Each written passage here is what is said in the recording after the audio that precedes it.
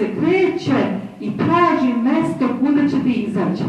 I pažnjom mi u stvari i omogućavamo da emocija izađe.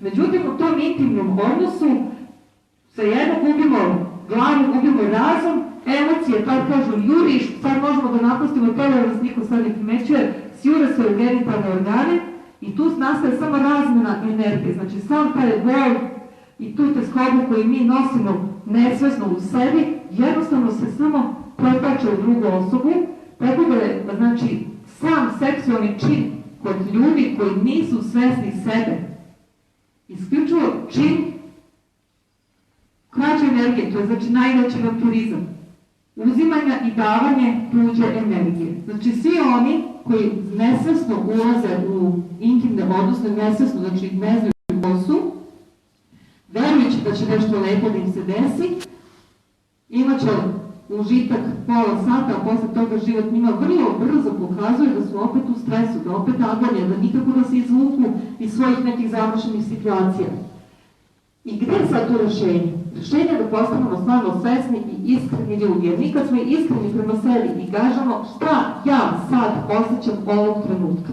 To je trenutak kada počinje transformacija emocije, kada emocija prestaje da bude teška u nama i kada dobija tu neku lakoću da može da napušta telo.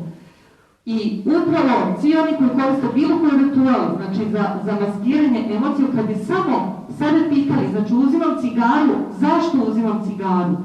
Kako bi se ja sad osjetio ili osjetila kad ne bi uzela cigaru? Aha, onda dolazi ta neka emocija koju upravo i zamaskiramo, znači ja onda bila bi nervozna, jednostavno javlja se ta neka nervoza, aha, pa zbog nervoze uzimam cigaru, a ne iz ljubavi prema cigari.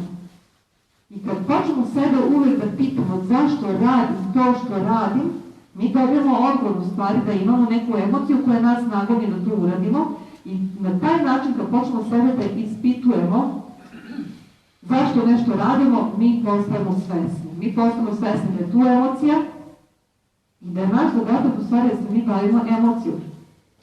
I zato je, znači, svi oni koji jesu u energetskoj vezi i oni koji nisu, svejedno, zadatak da naučimo da budemo iskreni uvek u svakom trenutku prema svakome.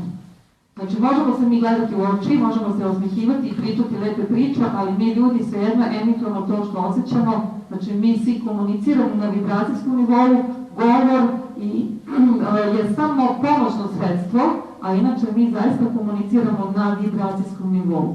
Prema tome da naučimo da budemo iskreni, to je ono što polako menja onda našu vibraciju. I isto to treba da se dešava i u tim najintimnim odnosima. Da svako za sebe, prvo sebi prizna.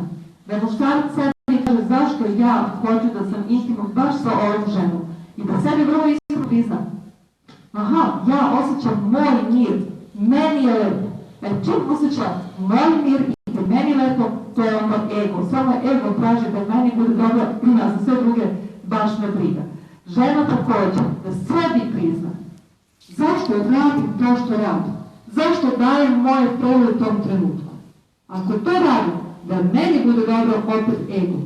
Ako većina, znači muškarci imaju malo tu drugačiji problem, ali upravo iz tog